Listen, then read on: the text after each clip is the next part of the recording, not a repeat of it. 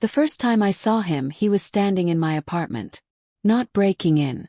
Not searching. Just waiting. I froze in the doorway, my grocery bag slipping from my fingers. Oranges rolling across the floor like silent alarms.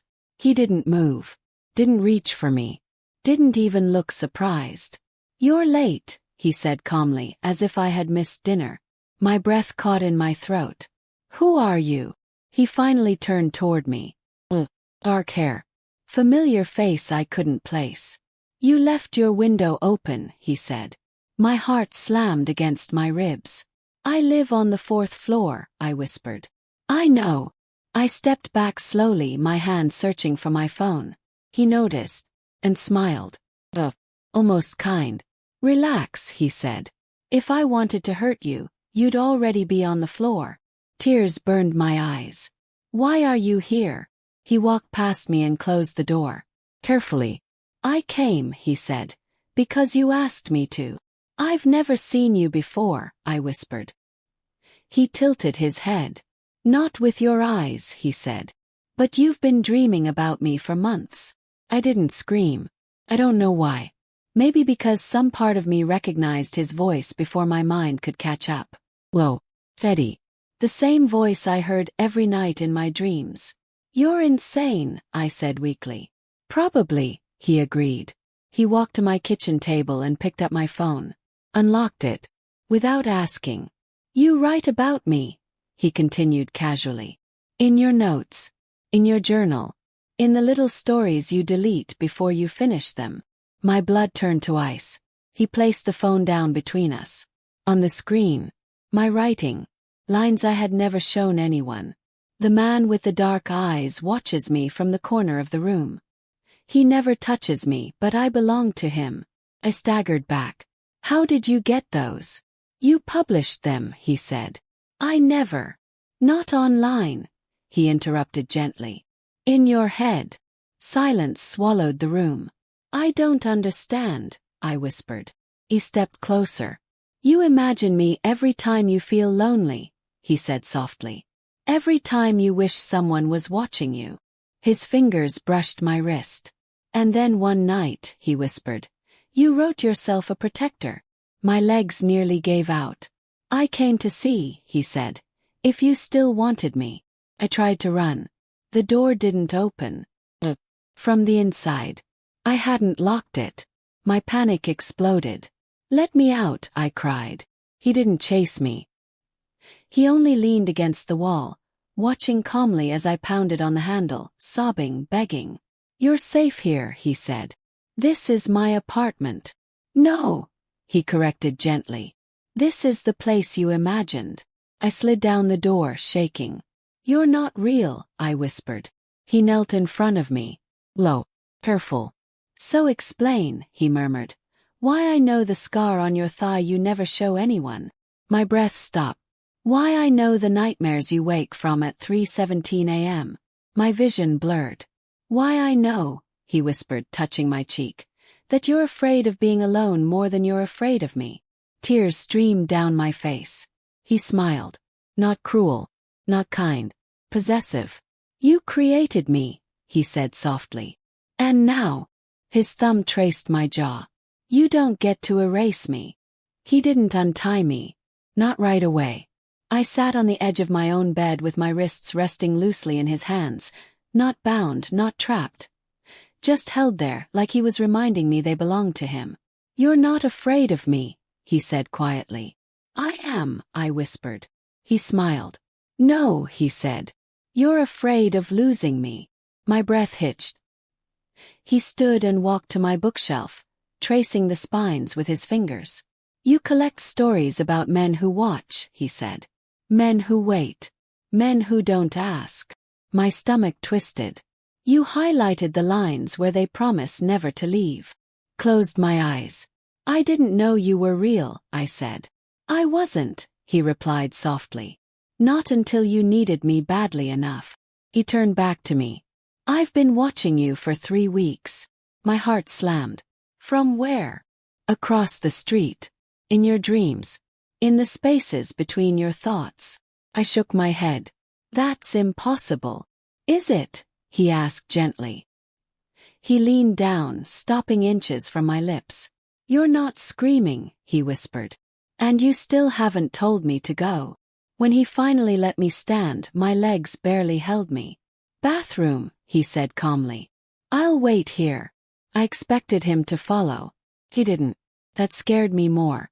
Inside, I locked the door and stared at myself in the mirror. Bill. Shaking. It is too bright. This wasn't real. It couldn't be. I opened my phone and tried to call my best friend. No signal. Wi-Fi gone. Everything dead. Soft knock came at the door. Don't hide from me, his voice said gently. You'll only make this harder. I'm calling the police, I lied. He laughed quietly. They won't find this place. My chest tightened. What do you mean? This apartment, he said softly, isn't on any lease, any map, any record. I unlocked the door with trembling fingers. He stood there holding 2 cups of tea. You always drink chamomile when you panic, he said. How do you know that?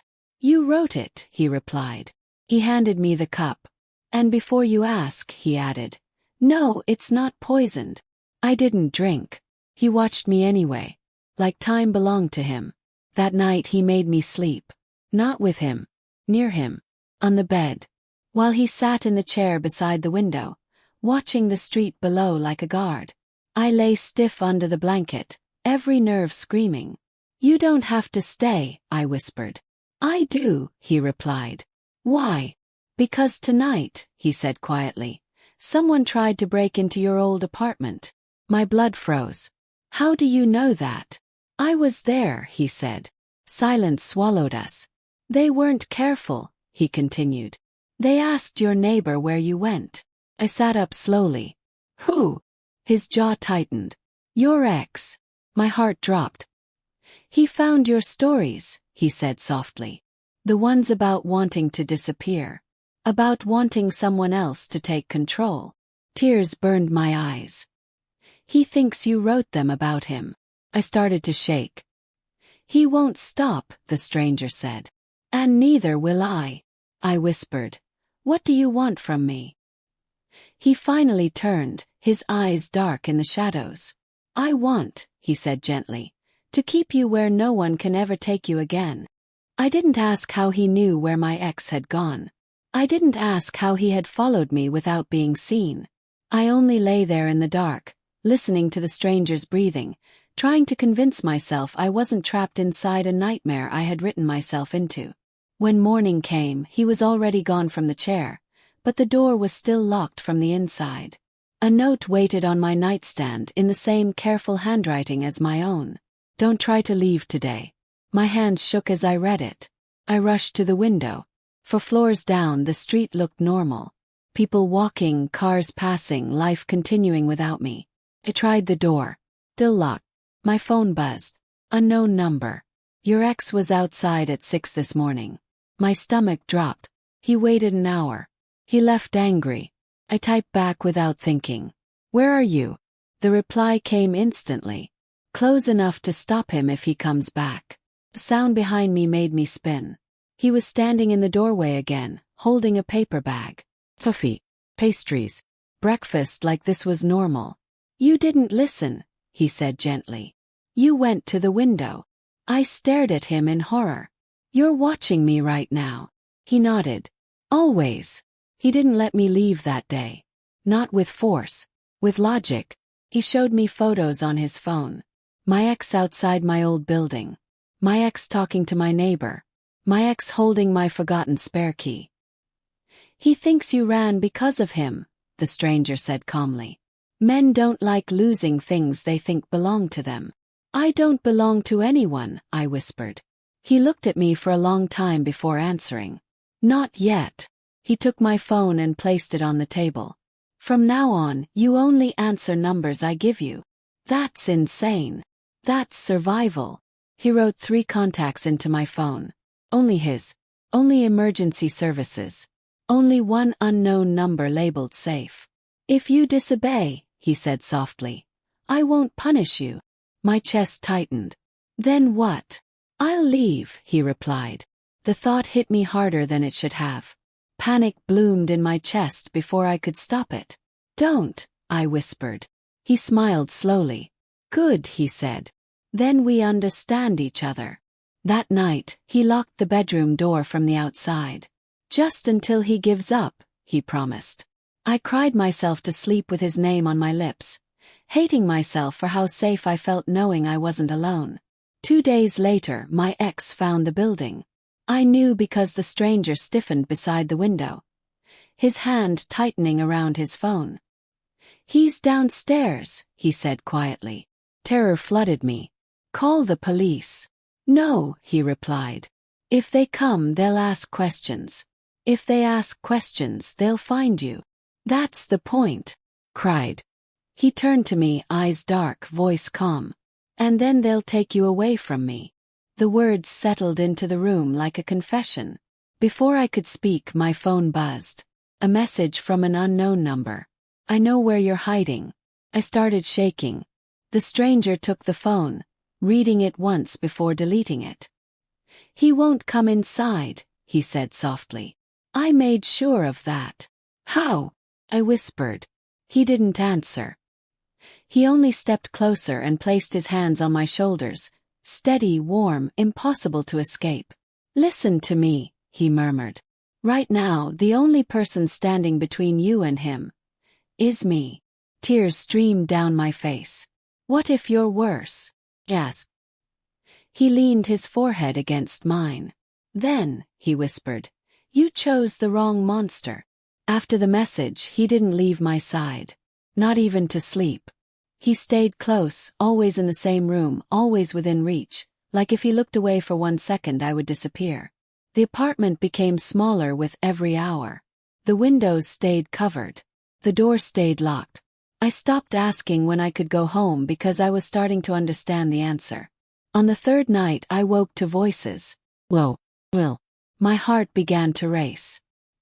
He was standing near the door, whispering into his phone. "No, not here," he said quietly. "Too visible." Sat up. "Who are you talking to?" He ended the call and turned to me. "Someone who cleans problems," he said.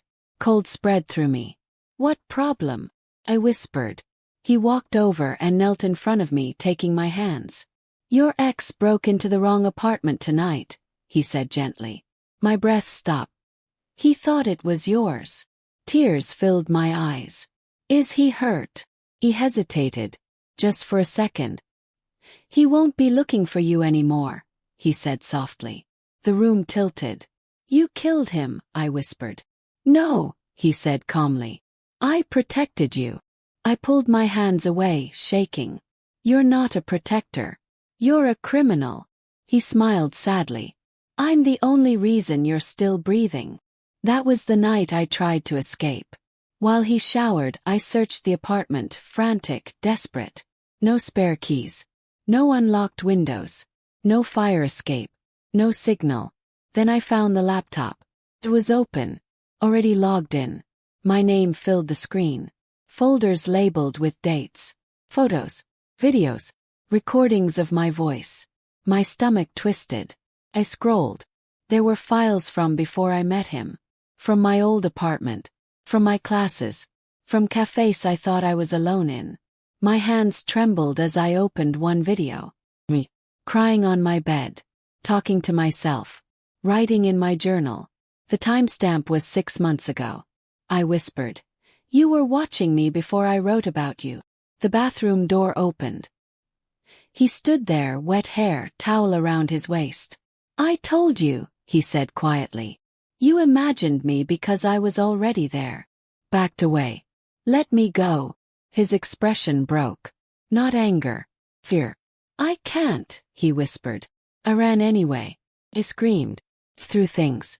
I tried the door until my hands bled. He never touched me. He only followed. Quiet. Patient.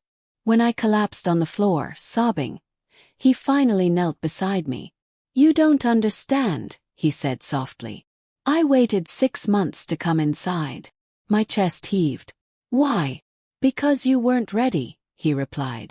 He brushed my hair from my face. "You needed to believe you wanted me." I slapped him. Hard. The sound echoed through the room. For the first time his mask slipped. Not rage. Real. I built my life around keeping you alive, he whispered. I burned everything else.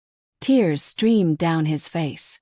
If you leave, he said, voice breaking, there will be nothing left of me. Something inside me cracked. I stopped fighting. Not because I believed him. Because I was afraid of what he would become if I didn't. I stopped counting the days after that. Time didn't work the same inside his apartment. Morning and night blurred together, measured only by the moments he left my side and the moments he came back. He never tied me up. Never locked me in a room. He didn't need to. He simply rearranged my world. My phone only worked when he allowed it. The windows only opened when he stood beside me. When I cried, he held me until I was quiet again. When I begged him to let me go, he whispered stories about my ex. About the things he had planned to do to me. About the messages I never saw. The photos he never showed. You don't know how close you were to disappearing, he would murmur against my hair. And slowly, terribly, I began to believe him. One night while he slept, I finally found the courage to open his laptop again. I searched his name. Nothing. No records. No history. Then I searched mine. And found a forum. An old account. My account. Posts from months ago. Anonymous confessions. I wish someone would watch me so I wouldn't feel alone. I want someone who would never let me leave. I dream about a man who protects me from everything. Even myself. Hundreds of replies. And one username that answered every single one. My hands shook as I read his messages. Always gentle. Always patient. Always guiding me toward the same fantasy. I whispered, "You didn't come from my dreams." Behind me his voice answered softly, "No." Turned slowly. "I planted them." He told me everything then. How he had found my posts by accident. How he recognized the loneliness in my words. How he started watching from across the street. Learning my routines. My fears. My habits. "How did you know I'd write about you?" I whispered. "I didn't," he said. "I just made sure you needed someone." My chest tightened. My ex. He was real, he admitted calmly. Dangerous. Obsessive. My voice broke. "You led him to me." "I saved you from him," he corrected. "You turned him into a monster so you could be my hero." Silence. Then quietly, "Yes." I felt something inside me die. "I can still leave," I whispered. He looked at me with pure terror. "If you go," he said, "they'll find what I did to him." My heart stopped. "You didn't just kill him." He nodded once. "I made sure no one ever would." I tried to run the next morning. Not screaming. Not fighting. Just walking calmly to the door while he slept. My hand closed around the handle. And stopped. 'Cause the lock wasn't locked. He had never locked it. I stood there shaking, realizing the truth. I could have left. Anytime. Turned slowly. He was awake. Watching me. Not angry. Not surprised. Just waiting. "You're free," he said softly. My legs wouldn't move. "But if you walk out that door," he continued, "they'll ask where you've been. They'll ask about your ex. They'll ask about me." Tears slid down my face. "And when they find out what I did," he whispered, "they'll put me somewhere you can never reach me again." My chest hurt. "I did all of this," he said, voice breaking, "because I loved you before you knew how to love yourself." Silence filled the room. I looked at the door. At the hallway beyond it. At the life I could still have. And then, I stepped back. His breath hitched. I whispered, "Promise me you'll never hurt anyone again." He crossed the room in 2 steps and dropped to his knees in front of me, trembling. "I swear," he said. "Only you." Months later we moved. New city. New names. New life. Sometimes late at night when I wake up and see him watching me from the chair by the window, I remember the door. The unlocked door. And I wonder, did he trap me? Or did I choose the only monster who ever made me feel wanted?